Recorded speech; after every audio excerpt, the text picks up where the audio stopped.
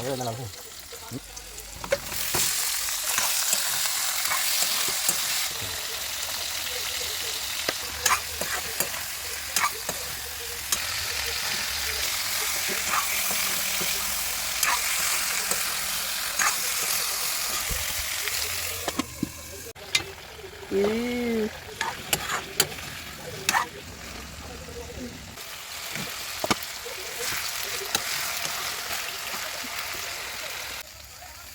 Panilaw.